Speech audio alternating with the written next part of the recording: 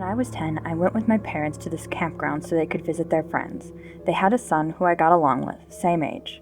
Sometimes, however, if there was other kids around, the son would try and pick on me to impress them. Me and the son went fishing, and right as we're about to leave, another kid comes and joins us, and the son immediately starts picking on me. Not wanting to be stuck on a boat and teased, I decided to leave and walk back to the campground by myself. I didn't want to go straight back to my parents because they'd ask why I wasn't with the son, and I didn't want to get into it. So I just walked on this U-shaped road. In the center of the U are campers, and on the other side is woods with a lake around it. Perfect, I think. I'll just sit on the swings until I think enough time has passed to go back. As I'm on the swings, I notice a path directly across from me. I get up and start walking along this dirt path. There are reeds on either side of me, and I have my hands stretched out as I walk dead center of this path. My hands can just barely touch these reeds unless I move closer to one side. I walk for about 10 minutes maybe, and I get to this pond. Crystal clear water, and I have the urge to drink it. It looks so refreshing. I kneel down, and suddenly the hairs on the back of my neck go straight up. It was like I snapped back into myself. What am I doing?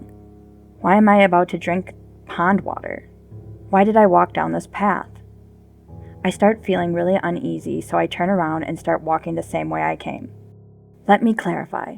There was only one path, straight. I made no turns. I didn't walk around this pond. I simply walked to the end of the path, got freaked out about something, and turned around. Suddenly, all types of bugs were now around. I kept walking, and I noticed the dirt path is getting more and more narrow. The reeds and tall grass are now at my arms, and there's a constant buzzing feeling in my ears from these bugs. The path gets so narrow that I have to walk sideways to avoid the reeds. I yell out help, and I hear a voice ask if I'm okay. I reply, I'm lost, and a woman says, just walk straight, honey, I see you. I see nothing, it's just tall grass and reeds. I walk a few feet and see the road. I'm scratched from head to toe, and there's a woman by the playground asking what happened. She takes a Kleenex out of her pocketbook and starts wiping some of the scratches, and I tell her what happened. I look behind me and see no path. I'm at the same park. I'm in front of the swing I was just on. The woman looks at me and tells me that I shouldn't even think about it and just to forget it happened because I'm fine now. But she really emphasized not to talk about it. I've always been on the fence about it. I'm sure there was one path in and one path out. The bugs could have steered me off course. Maybe me being paranoid?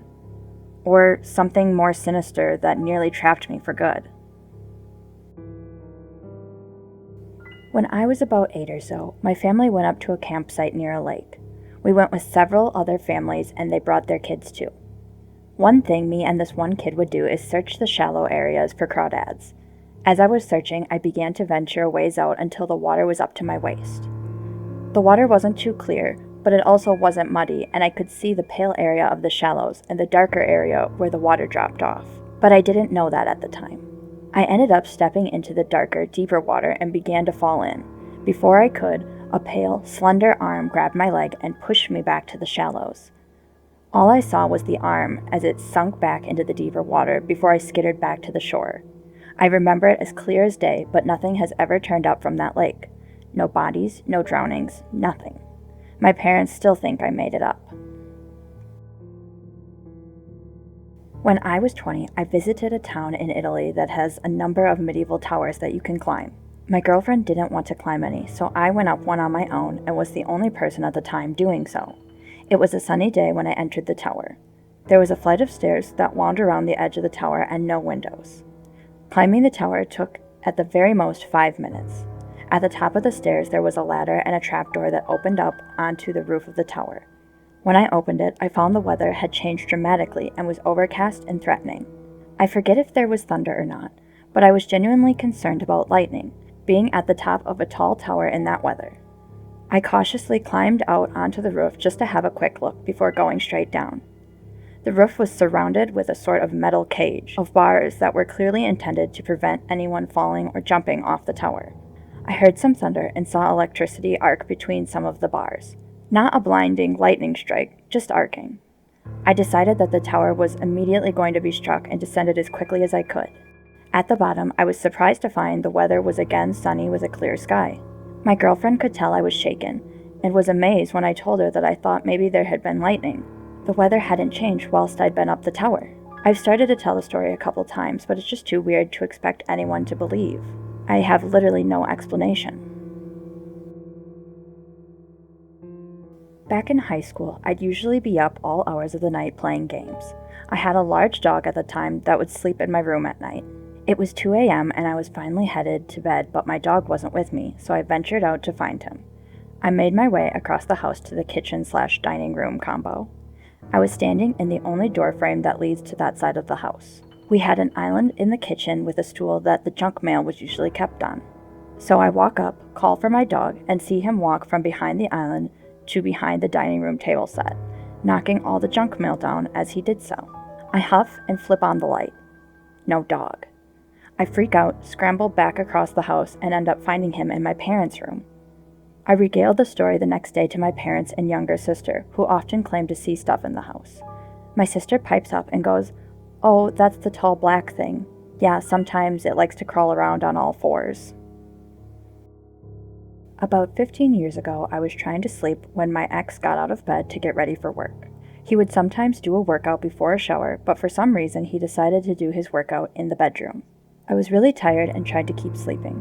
I hadn't opened my eyes yet, but his breathing was getting really heavy and raspy, and I was unable to get back to sleep. His breathing was so heavy and weird, I got so mad. I turned over and opened my eyes to tell him to shut up, only to find nobody in the room. The breathing suddenly stopped, and I got a chilling feeling. Then I stepped out to find he had been upstairs in the shower. I used to babysit my niece and nephew when they were 4 and 5 while my sister went to work. She lived down the street from me, so I would walk down in the morning before she left and before the kids woke up. I got there one morning, and after she left, I laid down on the couch. I heard one of the kids run down the hall, and I immediately pretended to be asleep so they would go back to bed and not get the day started yet. I felt my niece run by me on the couch.